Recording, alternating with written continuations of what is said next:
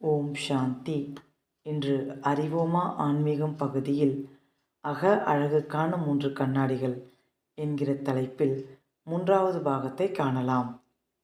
கடந்த 2 நாட்களின் செய்திகளில் அக அழகுக்கான முதல் கண்ணாடியை ஆன்மீக ஞானத்தின் கண்ணாடியை விளக்கியுள்ளோம். 2வது கண்ணாடி தியானத்தின் கண்ணாடியாகும்.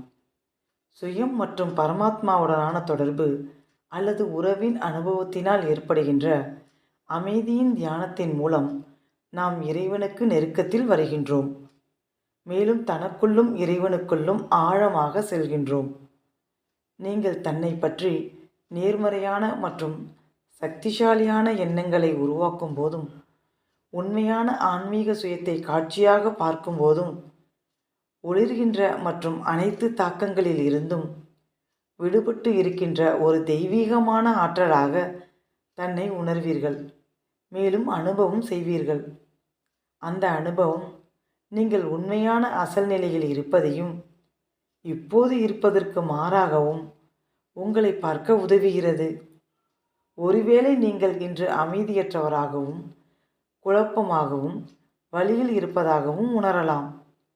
ஆனால் தியானத்தில் அமைதி மற்றும் மனநிறைவு பற்றிய எண்ணங்களை உருவாக்குவதன் மூலம் உண்மையில் நேர்மறை மற்றும் பலம் உங்கள் உண்மையான இயல்பு என்பதை நீங்கள் விரைவில் புரிந்து கொள்கிறீர்கள். அந்த வகையில் இது சுயத்தை உணர்தல், சரிபார்த்தல் மற்றும் மாற்றத்திற்கான கண்ணாடியாக செயல்படுகிறது. தியானத்தின் போது நீங்கள் பரமாத்மாவை காட்சியாக பார்த்து அவருடைய நற்பண்புகளை அனுபவம் செய்யும்போது அது அவரோடு ஒப்பீடு செய்து உங்களை விரைவாக உணரவும் உங்களுக்குள் தேவையான மாற்றங்களை செய்யவும் உதவுகிறது. ஏனெனில் குழந்தை தந்தையின் குணங்களை பிரதிபலிக்க வேண்டும்.